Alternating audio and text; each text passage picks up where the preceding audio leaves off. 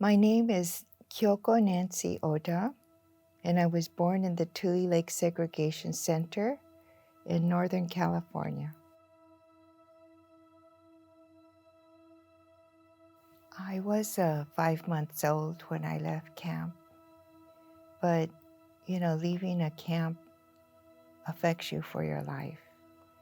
It's not a good place to be born. And so, although our family carried on their story, so to speak, and we call that the resettlement, we didn't dwell on it, but we knew of all these people who were our friends that would visit our house, so I would hear stories. So most of my memories are put together after I went to college because I asked my parents about what had happened. My father was a judo teacher.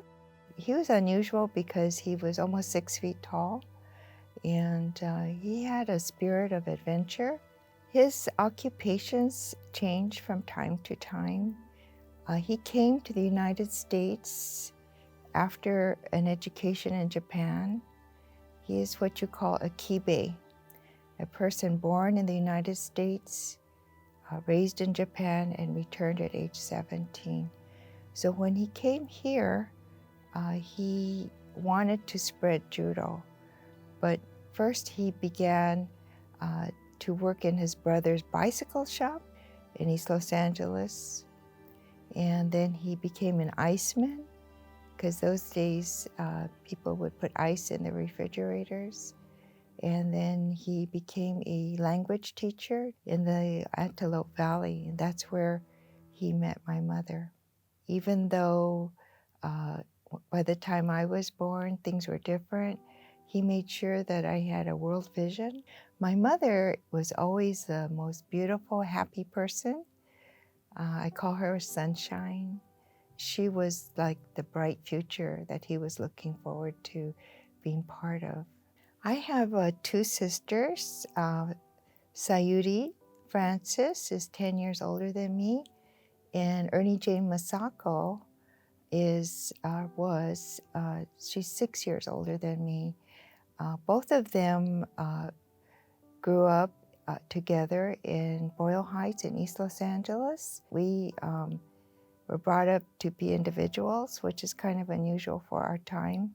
My father and mother opened a grocery store called T. Inoue Grocery Store at the top of the mountain on Folsom Street in East Los Angeles, and it still stands today. They lived in the back at that time and eventually made enough money to buy a house on the same street. So when the war broke out, they had to leave their business, and they had to sell all their equipment for pennies on the dollar. My father's situation was not as dramatic as those who were arrested the night of Pearl Harbor. Because he was an American citizen, he had dual citizenship, he was in a different category, and it would be unlawful to arrest a citizen at that time until Executive Order 9066 was signed.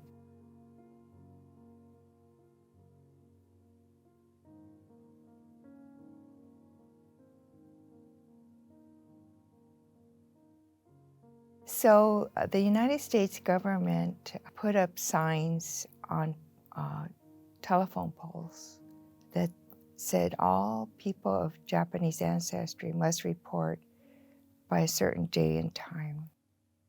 So in our case, it was May the 20th, 1942 in Palmdale. The family decision was to gather up with my maternal grandparents and go to the Antelope Valley where they lived on a farm to be evacuated together.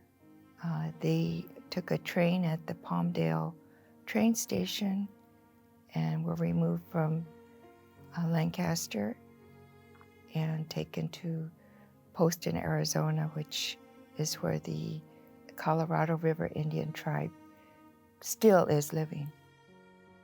My parents were sent to Poston Camp 1. one meaning your early arrival. There were 10 camps in total. Del Webb had the job of building it. And the reason why he built those barracks, which were military design, was because the Native Americans refused to do that. But the government was not shy about abusing two minorities to reach their ends.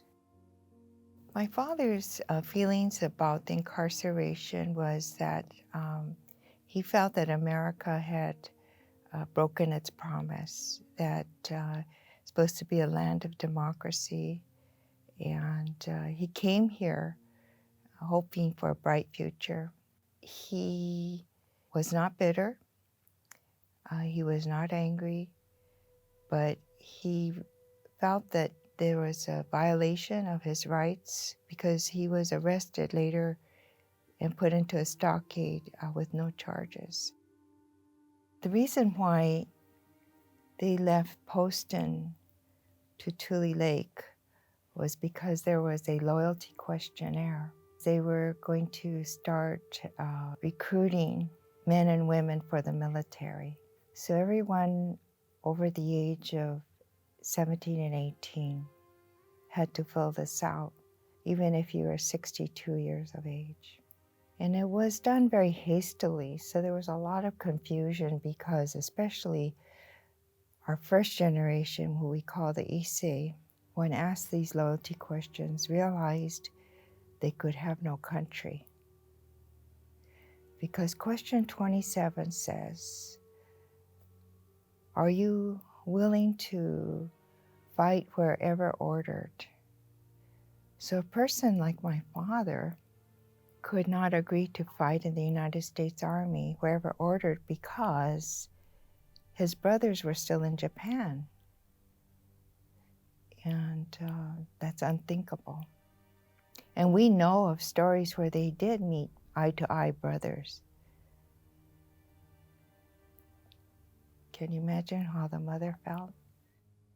Question 28 was, will you forswear allegiance to the emperor and swear allegiance to the United States of America? So my father was very conflicted with that question because he was educated in Japan, and so you're formed there and have an affection for the country. The majority of the Japanese and Japanese American answered yes, yes.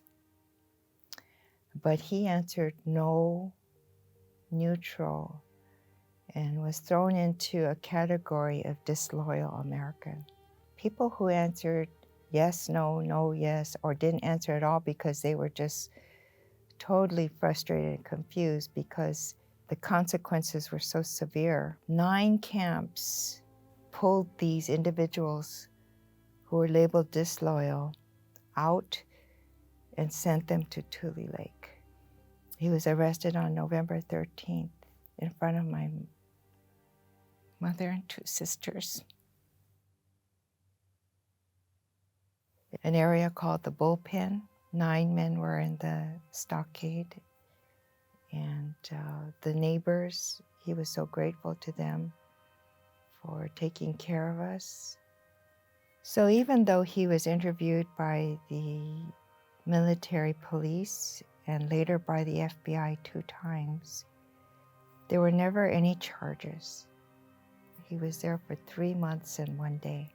And in his diary, he wrote every day what they ate, what they did, what he saw, how he felt.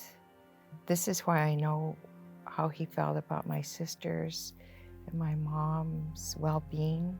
So my sisters, they missed their birthday and Christmas because my father was in the stockade, but my father made sure that my mother ordered a doll from Sears and Roebuck, and he tried to create a sense of normalcy.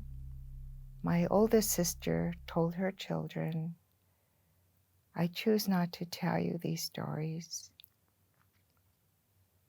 because this is my burden. I will take it to my grave. My middle sister was an art teacher for 32 years, at the Irvine Fine Arts Studio. She was impacted so deeply, and she began creating images from that period of her life at age 4. One of her first images was the guard tower. The second thing she created was faces of very sad people looking at her. She made hundreds of these faces, all different.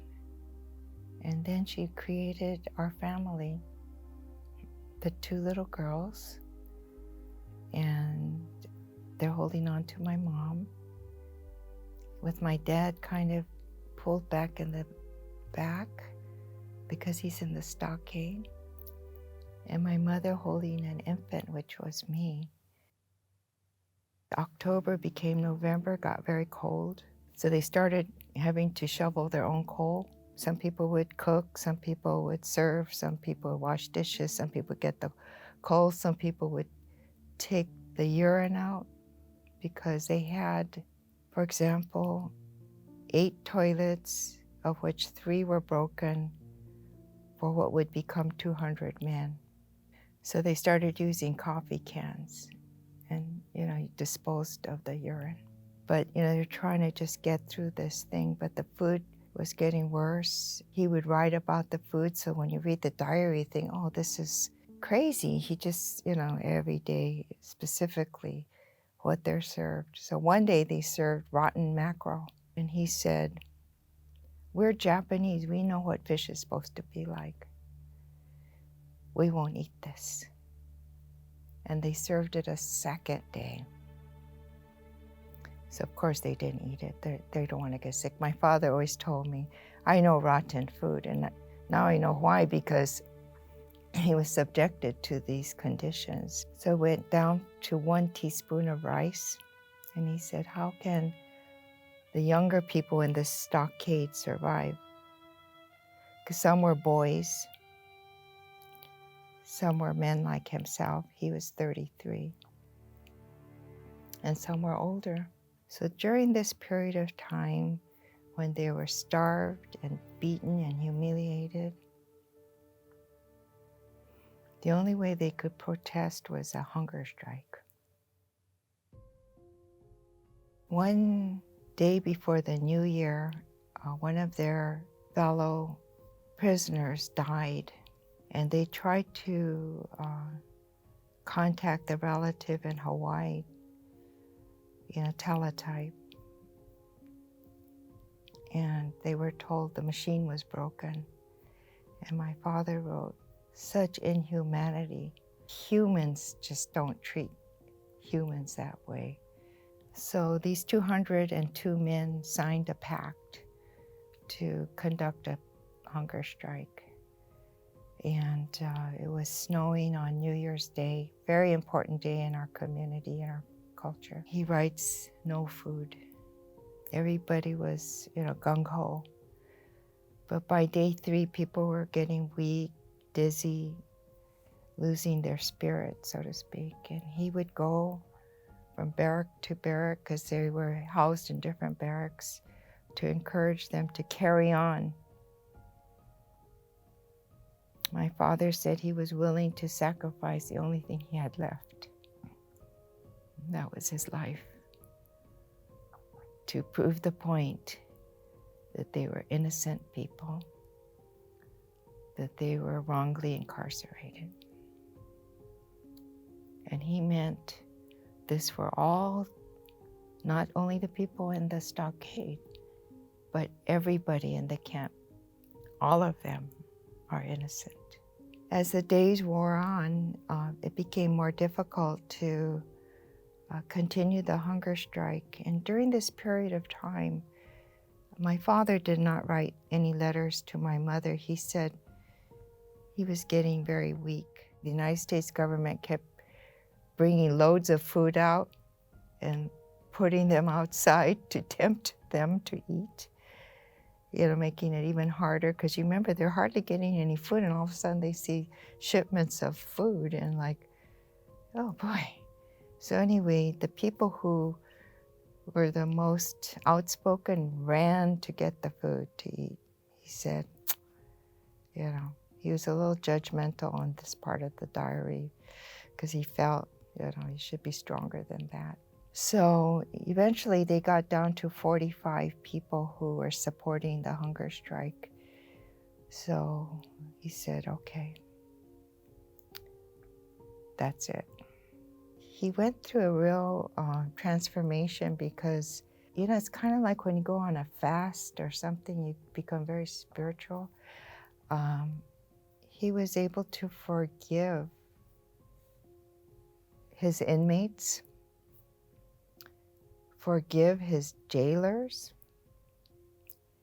and forgive the United States government,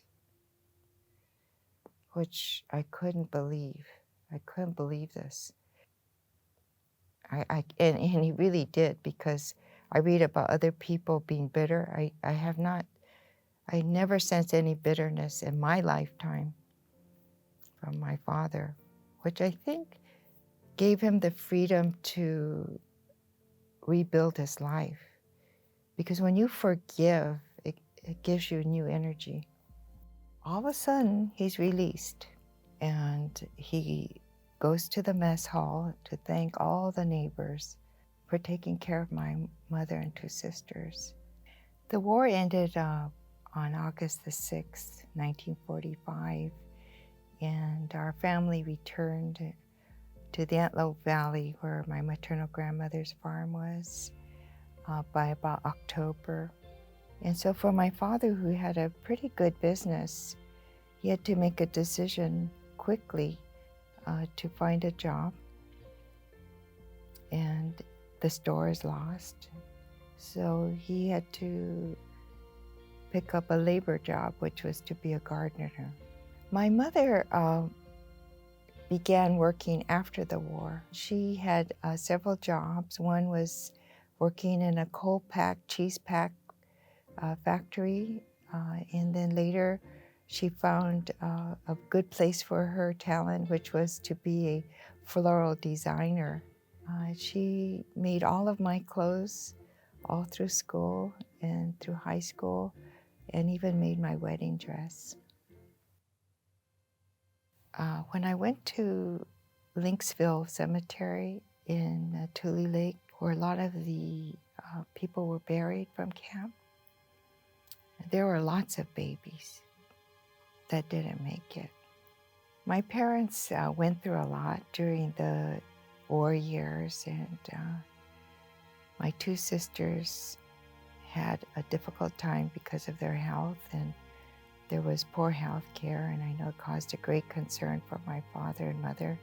Despite the racist doctors that were really giving us inadequate care, I believe that I survived because they really took good care of me. My father kind of looked to me as the hope of the family, because I was a very well child.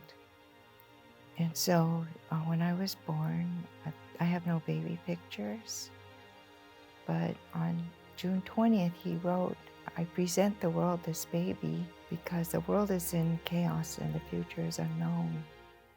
But it is very important to be one, to be united. Therefore, I name her Kyoko, which means harmony."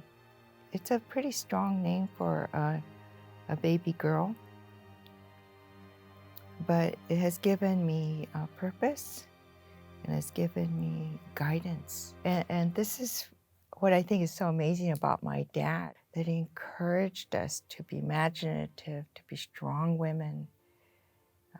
We did judo in a time when women didn't do judo. I have a black belt from 1964. That tells you I'm pretty old. But more importantly, that he didn't think we couldn't do anything.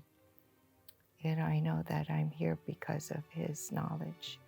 But most of the time we speak to our own community that has given me the courage to say my story. So when you read about these camps, you read, 120,000 Japanese and Japanese Americans were sent to one of 10 concentration camps. It doesn't talk about fear, humiliation, anxiety, courage, how faith carries you through these kinds of crises in your life.